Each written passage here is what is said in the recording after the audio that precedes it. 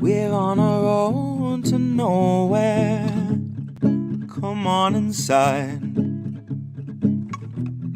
Taking that ride to nowhere. We'll take that ride. I'm feeling okay this morning. And you know, we're on the road to paradise. Here we go, here we go. There's a city in my mind. Come along and take that ride, and it's alright, baby, it's alright. And it's very far away, but it's growing day by day, and it's alright, baby, it's alright. Would you like to come along, and you can help me sing this song, and it's alright, baby, it's alright. There's a city in my mind. Come along and take that ride, and it's alright, baby, it's alright. And it's very far away, but it's growing day by day. It's alright, baby, it's alright. They could tell you what to do, but they'll make a fool of you, and it's alright, baby, it's alright. Hello, everyone, and thank you so much for joining. I just got to pop up for some fucking reason. Is this random? Anyway, I see some people in the comments. Thanks so much for joining. In case anyone is new, I am mostly blind, so I am going to have my guest read, keep a lookout for any comments or questions you guys have. That he's free to address, and also I'll be having him read his tweets and all that fun stuff. But tonight I have Jose Vega, who is I would say an activist, but kind of more of a disruptor. I think activist kind of like has it's kind of worn down as a word, so I'm going to say disruptor, which is badass. So thank you so much for joining tonight, Jose. No, thank you for having me. And I honestly, I would just say citizen. I think everybody has the right to speak up and use their freedom of speech, and I think it comes out as a disruptor because we haven't been using it as much as we should be. We haven't been using our First Amendment right, and so I actually had this discussion with somebody. This is just what every citizen should do, and I guess we'll reference exactly what this is soon, so I won't get ahead of myself here. Thank you for having me on. And that's something I wanted to actually talk to you about. Like, as far as disrupting, the reason I said that is because now I don't know what happened tonight, but usually you kind of yell out of turn. You know what I mean? You don't like stand in line, ask a question, things like that. You full on disrupt that town hall or what have you, which is badass. That's the way to do it. So do you find that, like, are you able to go in and put your name in to do a Q&A, or is it pre-selected as we've all seen so many times? And then you feel like, fuck, I'm not going to get a chance to talk. I might as well just scream out what I want to say. Well, that's exactly what happened with Bowman. Before I even did the Bowman intervention, there was a town hall in Harlem with the Senator Kirsten Gillibrand. Right. And, when you check in, they're like, oh, here, you can write your question in and we'll put it in a fishbowl and hopefully it'll come up. And I just said, no way. Although the Gillibrand one was funny because they said, oh, is Roberto here? No one said anything. So I said, I'm here. I'm Roberto. And then I just got up and they gave me the microphone. But then they said, only come up if it's your name after that. The Bowman thing was even more terrible because everybody wrote questions in, and he took no questions. If you watch that boring town hall, like irrespective of my intervention, it's just him talking about how great he is and how great his other congressman is, and they had no questions from the audience. And so when he said, okay, we're going to come to concluding remarks, I said, well, damn, I have to be heard. And with tonight, which I hope, we'll get to that. But basically, it was almost, I interrupted AOC tonight. Like literally, like just a few hours before I got here, I only heard about this today. And I just uploaded the video to my Twitter minutes before we started here. It was the same thing. It was, oh, write your question here and hopefully we'll get to your question. And I just said, no. Well, she said, bring the ruckus, guys, bring the ruckus. So, okay. Yeah, I've protested her before as well. That's always fun. So we'll actually break down your videos. What was the first one that you did? Was it Kristen or Kamala? It was if you want to go chronologically, actually, it's an intervention I did against Congressman Espaillat in 2019. This is way I did not publish this. This is just something. This was kind of like dipping my toes in before COVID. I just went to an event he had, and I said, why are you? Because this was when like Ukraine was a hot button issue. I said, why are you funding the neo-Nazis in Ukraine? I was saying that back in 2019. Now, in terms of my interventions that are publicized, the Kamala Harris one was the first one. That was almost a year ago. I think almost exactly a year ago, and I even have it framed here from the New York. Oh yeah, I guess you can't see it. You can't see it, but the who was it? Was this the Daily News or the New York Post? They did a headline that said, "You Cam do better. You Cam Kam do better," and then there's a picture of me that they got. I know you can't see. It's just me kind of pointing at her. That thing that's on my Twitter thing. So yeah, that was. I did that exactly almost a year ago, I think. I don't know. So how many times did you get called sexist for that? Oh man, I had found out about the Queen Hive. Yeah, they came after me that day. They did not. They are nasty.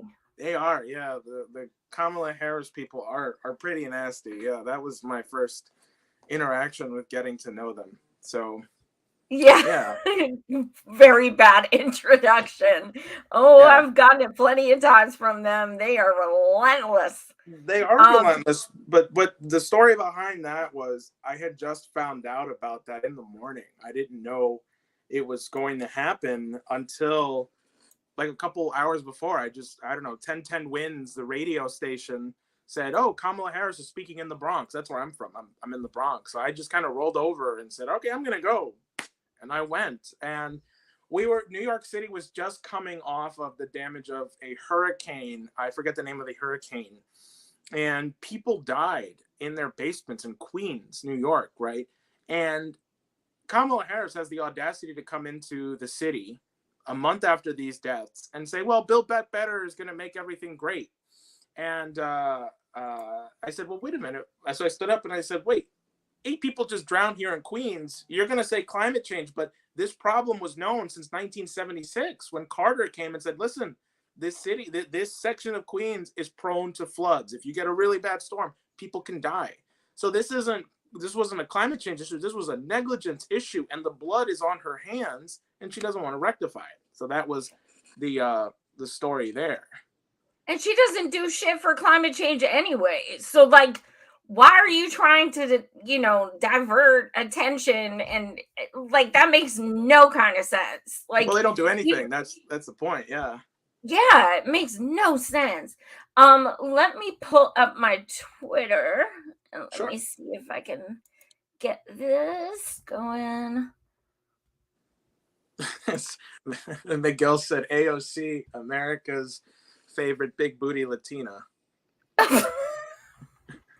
I actually interviewed her on my show, believe it or not. Really? AOC? Yeah. But wow. that was back in the day, but she actually, like when we actually had some hope. So that's the Kamala one right there you're on, yeah. Now, let me know if you can hear this. Yeah. It's a little quiet. Is that on my... Well, then again, her audio isn't that loud to begin with. We'll see when I come in. She's just saying it's about better jobs, better healthcare, and then she says it's about. What about the families who drowned? There we go. 8 families drowned here in Queens. It could have been prevented if we had the right infrastructure. You are right. I am right about that. And the Chinese have shown that poverty is a choice. Why aren't we working with the Chinese on their Belt and Road Initiative? The bankers run a dictatorship here. We need to pass Glass-Steagall back. Right now, let's talk about the agenda. No, the agenda doesn't address the fact that people are going to die from another hurricane. There's been planned shrinkage of the kind of democracy. Everybody can finish having a talk. And everybody can finish having a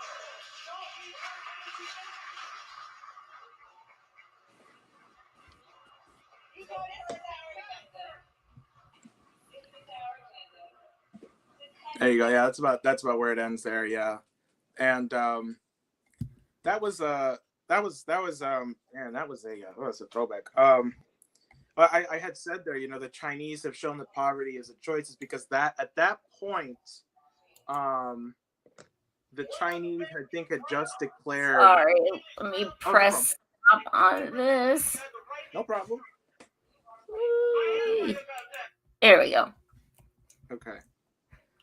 So you are right, brother. Okay, yeah. So what the hell are you gonna do about it? Yeah, right. It's like, so the Chinese, I think, at that point had just announced the fact that, and this had made headlines, that they had basically eliminated poverty in their country.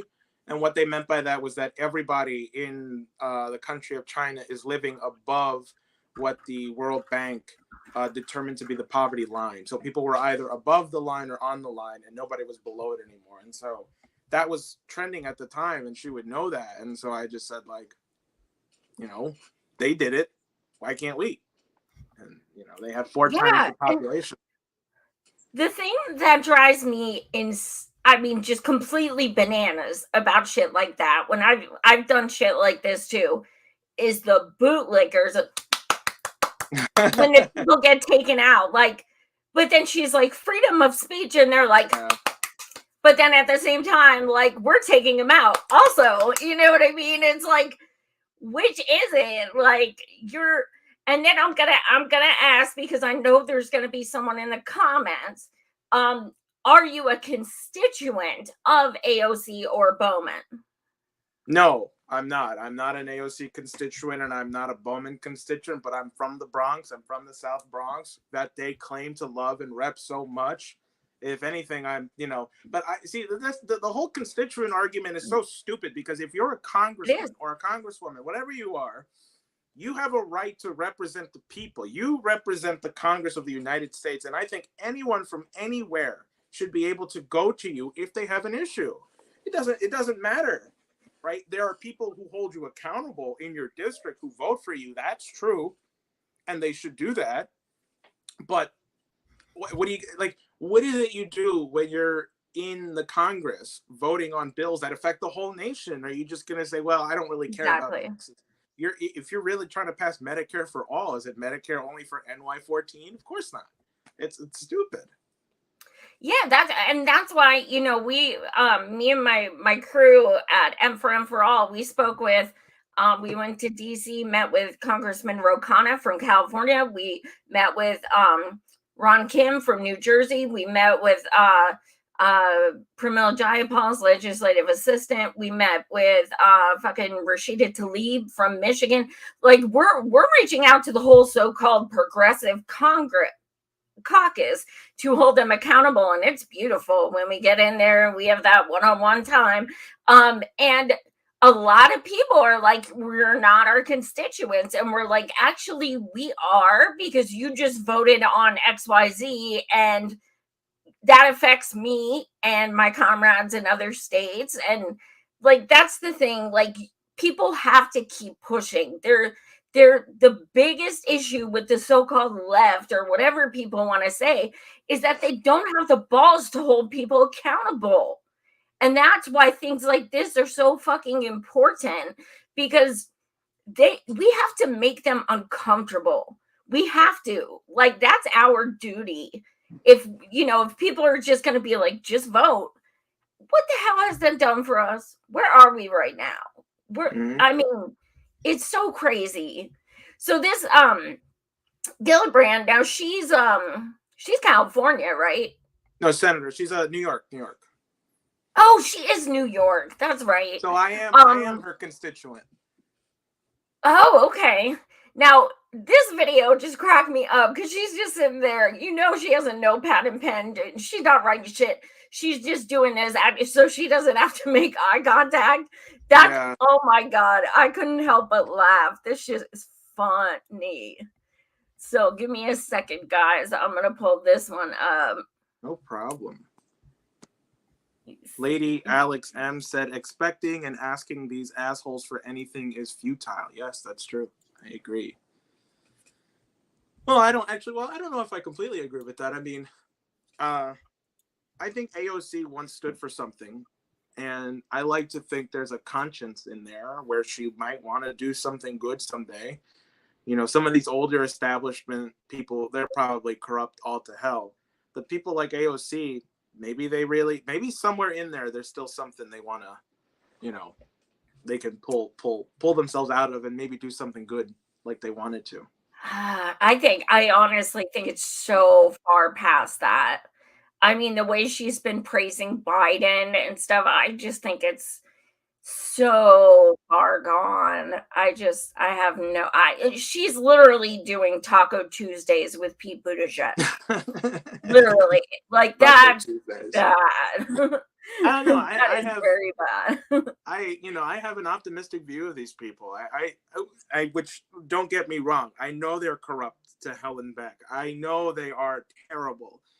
But I believe in redemption. I do. I believe people can get better. So anyway, I see you're pulling up the Gillibrand video here. Yeah. Okay. All right, guys. Who is this? Just the woman interviewing her? Yeah, that is Angela Yee. She's a co-host, I believe, on the Breakfast Club 106.1. Oh, okay. Yeah, and I believe she's like an NYPL ambassador or something like that. So, yeah. Interesting. All right, let's get this bad boy.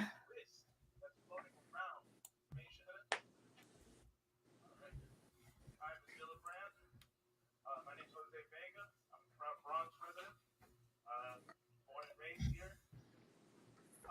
Listen, I do have one issue with you. I hope that's okay. You know, you said that it requires citizens to stand up about what's right. I want to talk about Ukraine because what's happening is that you approve funds to go over there, and then there's this list that's floating around that was put out by the Center for Countering Disinformation of Ukraine.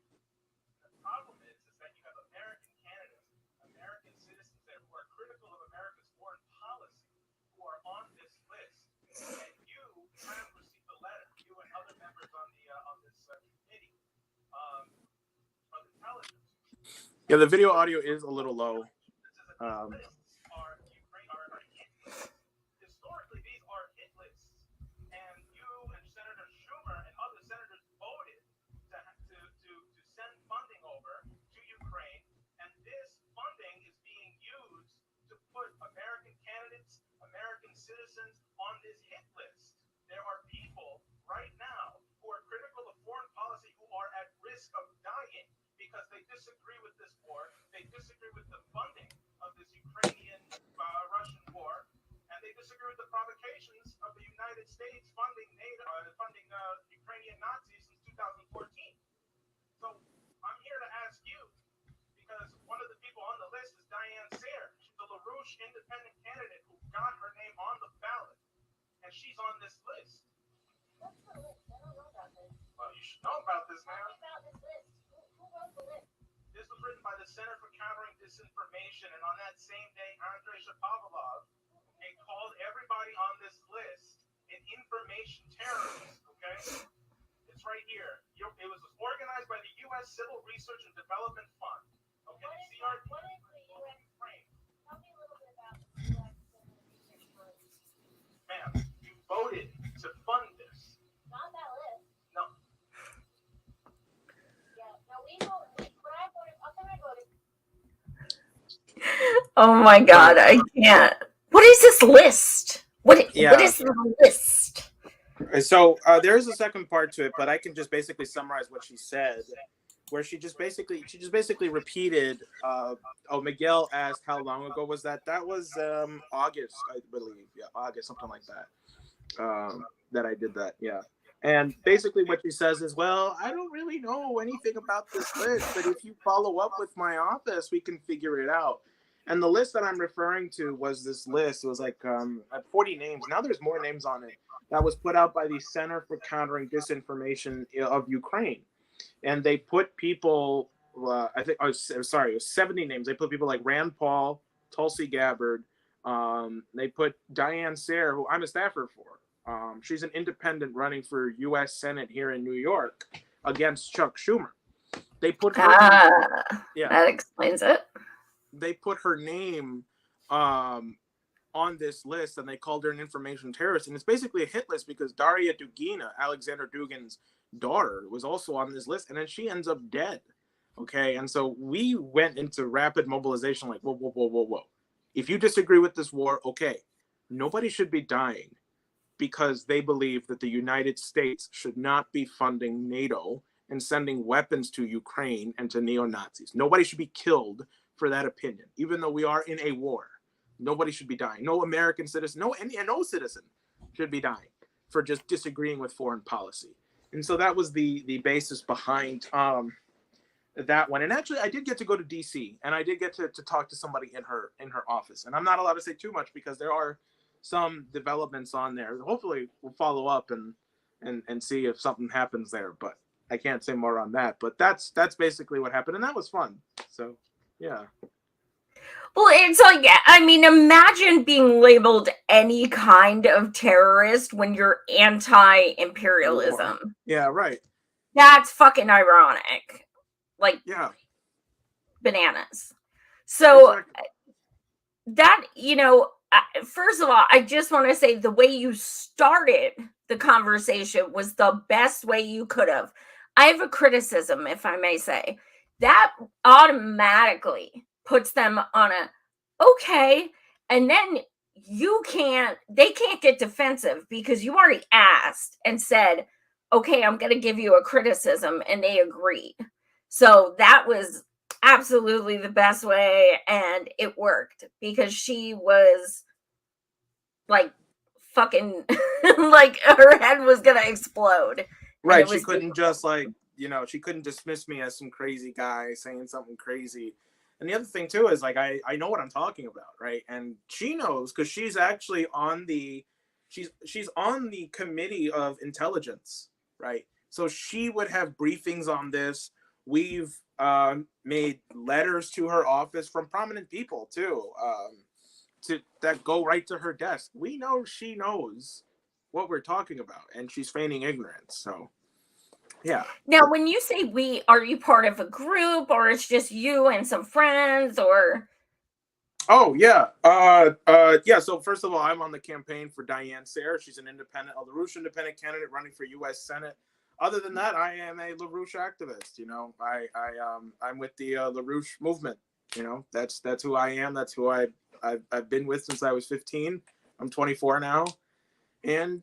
Yeah, it's kind of funny because to say the name LaRouche, it's been very controversial to say, but now with the rapid war mobilization and the fact that Helga Zepp LaRouche is on the top target of the Ukrainians right now, like her name is number 1 on the kill list. They despise her. Okay, the U.S. establishment, NATO, and Ukraine do not like what Helga is saying because she's telling the truth that this war is bullshit. And that, it's not going to go anywhere. It's only going to end up in nuclear war. And we've been doing a lot on that. Yeah. And we are, because we're not trying to say we know what we're talking about on everything. Although maybe I might say that. But we've been getting other people on the list. I think we got like 30 people who were on this list to come onto our conference. And I believe the first 40 people on the list were people who spoke at our Schiller Institute conferences. So, Oh, God. I know I've got to be on some of those lists. Like, I know I have to be after over 5 years on the air, speaking my mind. Yeah. That's bananas. Let's see. The next one is Bowman. I actually covered this, I believe 2 weeks ago on one of my shows. Because my co-host Andrew, he's like, you gotta fucking see this. And I was like, oh my God. Now, just to give you guys a heads up, I don't think I've ever said this publicly, but here's a fun story. So Jamal Bowman reached out to me and my crew at M for All and said, I will support you guys if I can come speak. Excuse me? We are not having any politicians speak at a fucking activist event. Okay, that ain't gonna happen. Okay, first of all. Second of all, what the hell are you doing for Medicare for All? Not a damn thing. I was just like, holy shit, the hubris of being like, I'll come, but I need to speak. Nobody asked your ass to speak. What are you talking about? Yeah. So I already think he's just hilarious. And then the fact that DSA was talking about making him step down because of his Israel worship and shit, and they never did anything anyway. So yeah, he's proven himself real fast that he's one of the ones like a lot of us had kind of hope for, things like that. And he's the Michael Jordan of politics. That's what he tweeted out recently. Wait. He said about himself? Yeah.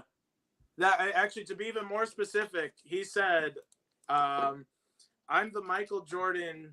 While you know about the flu game that Michael Jordan had, there's like a very famous game that MJ played where he where Michael Jordan was on the flu.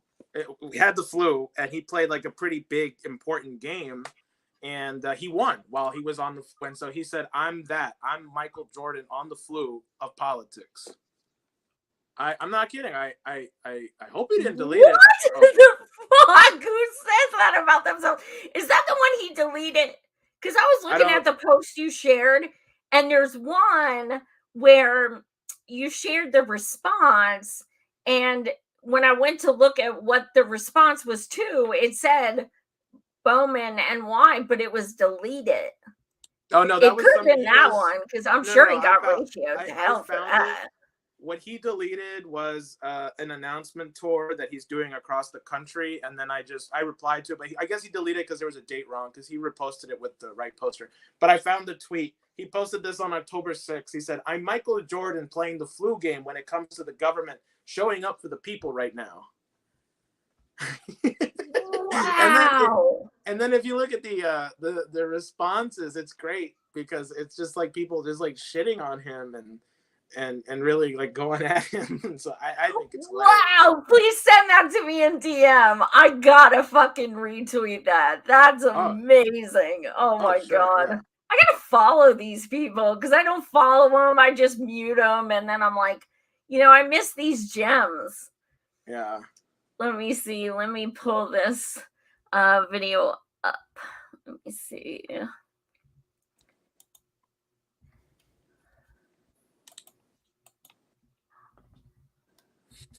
Yeah, I just DM'd it to you. Oh my God, that's too funny. Yeah. Yeah, I didn't believe it myself that he would say something so narcissistic. I think it shows their impotence. I really think it shows that he really just can't get anything done, that he has to affirm to himself how great he thinks he is. Right? Like, how about you ask the people? Like, how about you ask, like, you're not suffering. You don't get to say what kind of job you're doing. Here it goes. Oh, shove it.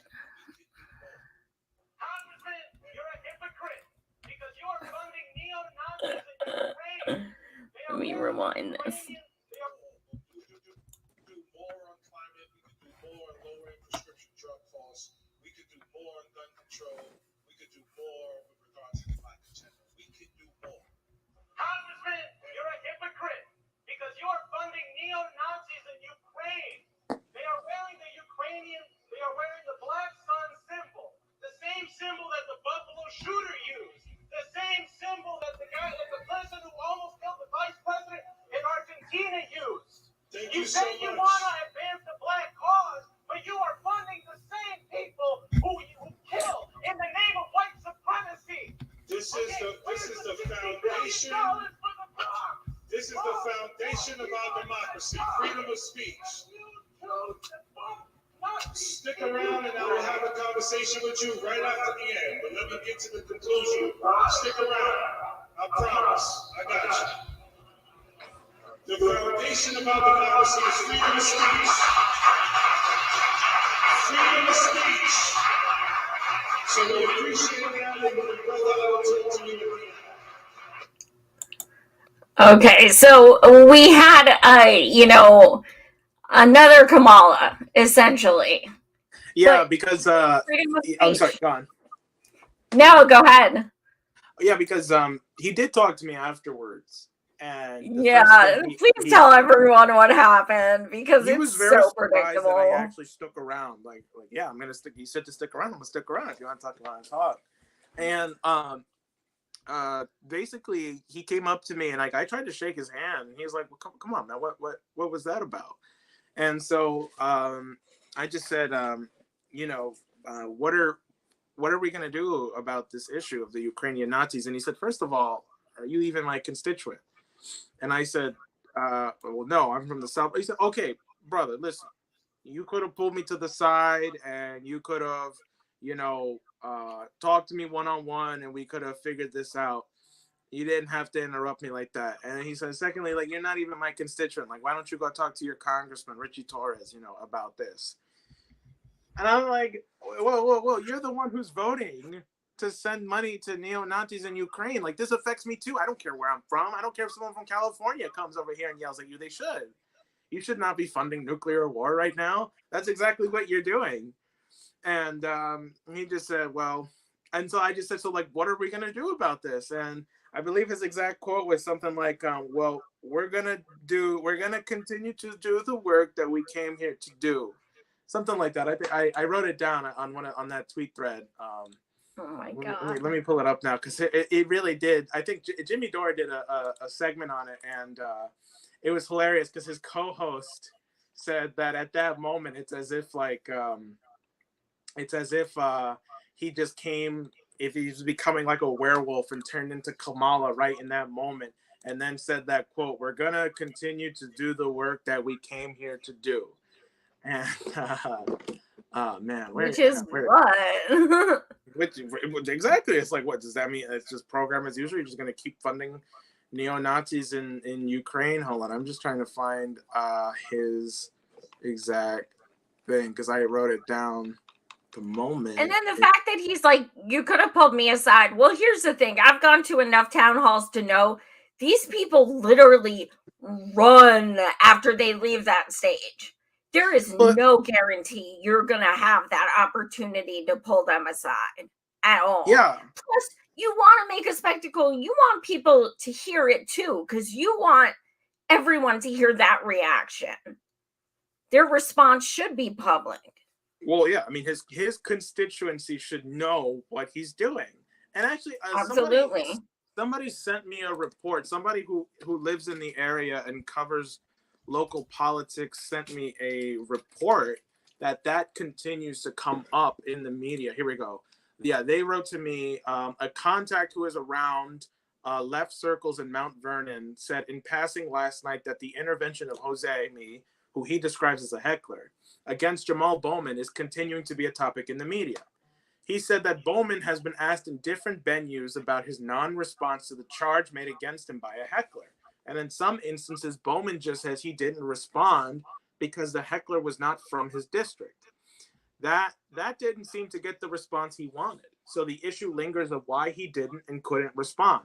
On WBAI, it came up in an interview, and Bowman went into more detail about his support for freedom of speech. He still didn't respond to the question, but postured about how much he supported freedom of speech, and you have to put up with hecklers, something like that. So that was a report I got from somebody who actually is in his district, who lives in his Miguel asked, do they always clap when they kick you out? Yeah. Yeah, sometimes. That is so pathetic. So pathetic. Oh my God. That is so sad.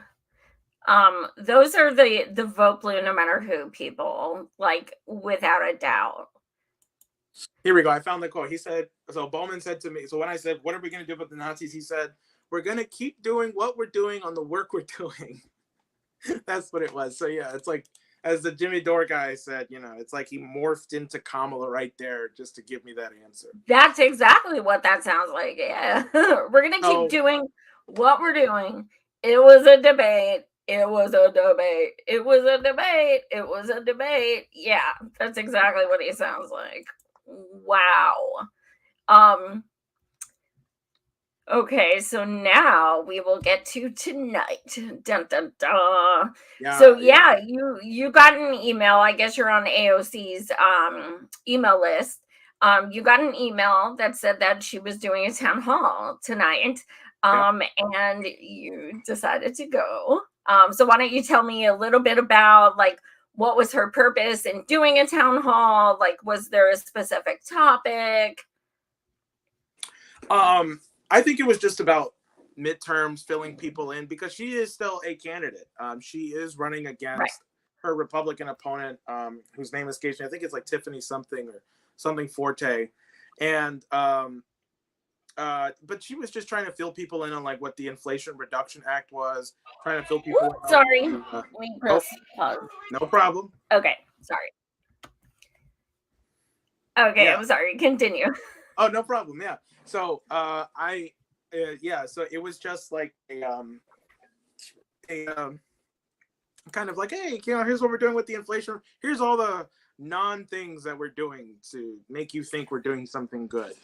And so she was giving this presentation. So she said, we're going to give a presentation and then we're going to do a Q&A. And as I got to the building, it said, here, oh, do you have a question for her? Great. Just write it down here. And then we'll pick it out and select it. So, and hopefully we'll ask it. And I was like, okay. So I wasn't there alone. I was there with my friend Kynan and my other friend, who I won't name because he doesn't want to be named. I didn't ask him to be named, but that's okay. He you know, so my friend Kynan and we sat in different areas of the hall. And it was funny because there were MAGA people there too. And so we didn't know that was going to happen. They were just there. And we looked around and we were like, they all had their cameras on. We're like, there's no way they're waiting for us. So what's going on? And we were right. As AOC was giving her presentation, they pulled out a flag that just said, oust AOC. And they were yelling at her about like abortion and gun control and like immigration. And I'm like, come on, man. These kinds of topics come up. You know, I think they're bullshit topics to talk about because the only thing that matters right now, there's not going to be any reason to talk about those things if we're in a nuclear annihilation. So my friend Kynan actually stood up, and then that's what gives us to the events of the video that you're about to play. And how many people do you think were there tonight? Oh man, the place could fit 300 people, and there were only about 40 people. And I would say about 10 of them were like MAGA people who were there to just heckle her. Damn, she's went down a bit in popularity. Wow. Yeah. Wow. All right, let's see what we can show here. I haven't watched this yet, you guys. He just posted this, so I'm looking forward to it.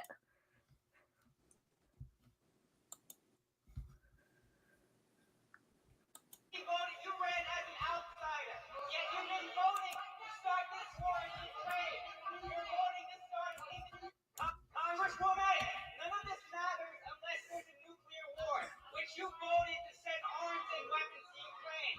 Tulsi Gabbard, she's left the Democratic Party because there are money war hawks. Okay? You originally voted, you ran as an outsider. Yet you've been voting to start this war in Ukraine. You're voting to start a thermonuclear war with Russia and China. Why are you playing with the lives of American citizens? You're playing with our lives. There will be no neighbors if there's a nuclear bomb. You voted to mobilize and send money to Ukrainian Nazis. You're a coward. You're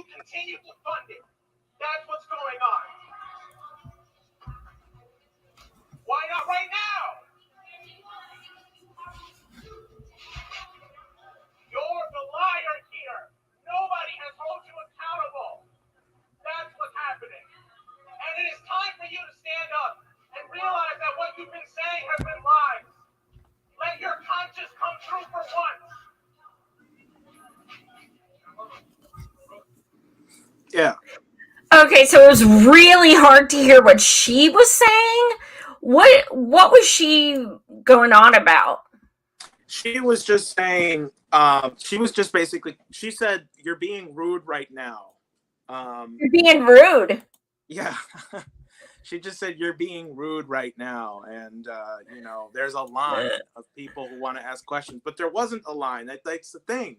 It was just pre-written out questions. So we had to make ourselves heard. And so when I stopped to let her speak, she says, "Hold on, we're going to take this up at the end." I said, "No, let's take it up right now. Because this is the only thing that matters. Healthcare right now, okay, fine. Education, it doesn't matter because we might all be dead. There might not be an election because we're all going to be in nuclear rubble right now with the way the whole Ukraine thing is going, and you are the cause of it." So, yeah, that's the that was the intervention. And she I don't know if she answered it. I mean, I have not had any time to review it to see if she really does come back to it at the end. She has the live stream on her thing. It's up in public. I don't think she's going to take it down. So, is it I guess edited?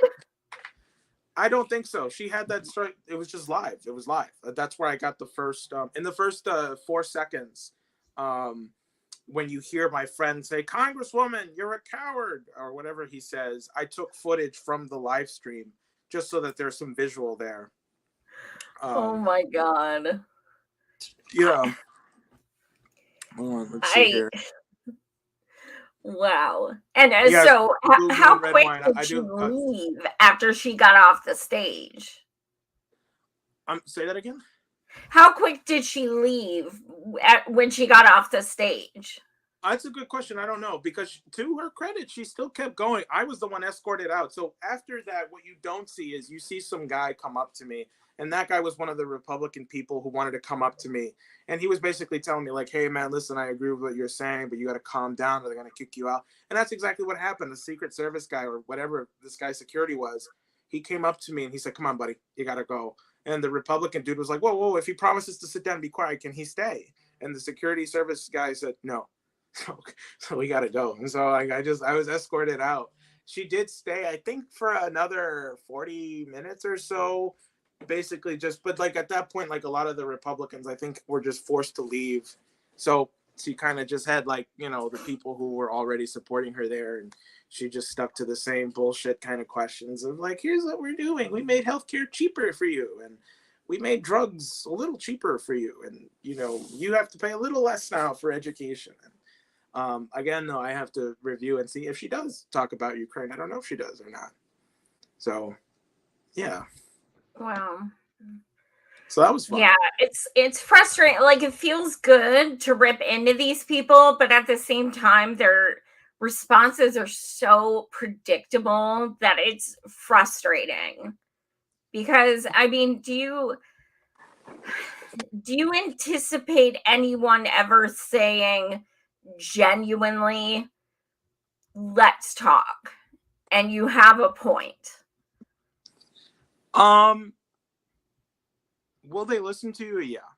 I think the thing is, it's like I have a very different approach when it comes to it, because the squad is a little different to me. I mean, Bowman, I don't know. I'm saying he's a little bit of a narcissist, but I'm still willing to work with these people. I like to think that inside their mind somewhere is a person before they were corrupted by. I mean, you had AOC on your stream before she became who she was, because there was a point where she was a human being. I like to think that of Bowman too. I like to think that of Rashida Tlaib and Ilhan Omar, that inside them somewhere is that voice that said, "Wait, I got into this because I wanted to do something good." And I like to think that I'm there to kind of haunt them, to remind them, like, listen, like, I'm the person who you thought you were going to be in politics. Like, and I'm here to shake you into or out of your days of thinking that you have to buy into the corruption of the Democratic Party and of the swamp that is the Congress to get anything done. Because look where it's gotten you, into war. Yeah. Well, when I met with Rashida, with 2 of my teammates, it was like she literally started sobbing and was like, I, got into this because I really wanted to help people. I've been an activist for years. That's why I had so much faith in her, because she was an activist. And I did believe her. And I met her in Iowa. I went to campaign for Bernie for 5 weeks in Iowa, and I met her. And it was while I was going blind. And she was so, I'm going to fight for you, I swear, holding my hands, embracing me. And she didn't even remember me when I met with her, and it was 2 years ago. And I was like, I met you and I was going blind. And she did not even remember me. But then she started crying, saying how, she thought it was going to be so different. And she said her and some of the other members of the squad talk about retiring all the time. And then a week later, she announced her campaign to run again. So I'm like, we had this moment where we were like, wow, like, I love that transparency. I love that she was vulnerable with us. I love that she shared,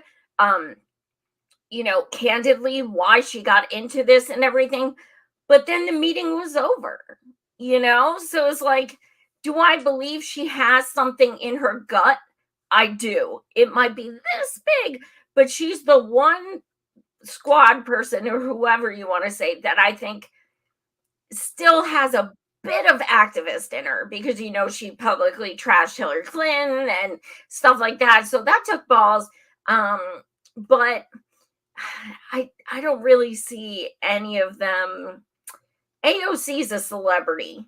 She's loving being on RuPaul's Drag Race and magazine covers and stuff. Do you think that contributed to, basically why she sold out? Oh, absolutely. I mean, I think that stuff is done to you on purpose, because the Democratic Party will take a young rising star and then just inundate them with celebrity status, magazine shoots, because it makes it very hard for you to then turn around and be like, hey, listen, thanks for this cool stuff, but we got to take the party in a different Oh, really? Oh, you're going to get canceled by all these people now. You're really going to stand up against the Ukrainian war right now? Do you see all the people, all the celebrities who are standing for the Ukraine? You're really going to stand against that? That's what makes it difficult. And so, I can't get in her mind, but I think that's kind of how the sellout process works, where it's like, okay, maybe I just play the game a little bit, and then hopefully down the line I can get my way. But the more they go deeper, the more they're compromising themselves. And that's the issue for people like AOC right now, because she could right now decide to stand up, but that means throwing away the celebrity status, throwing away her reputation, probably losing her congressman, her congressional position. It means throwing it all away, but that's the thing, because I think that's also where my foundation and the Schiller Institute comes in, is this idea of, Frederick Schiller's a poet. Are you a bread-fed scholar or a scholar of truth? Do you do things because it'll get you fed, or do you do things because it's the truth? And ultimately, that's what it comes down to. Are you a bread-fed scholar or a scholar of truth? And I like to think I'm a scholar of truth.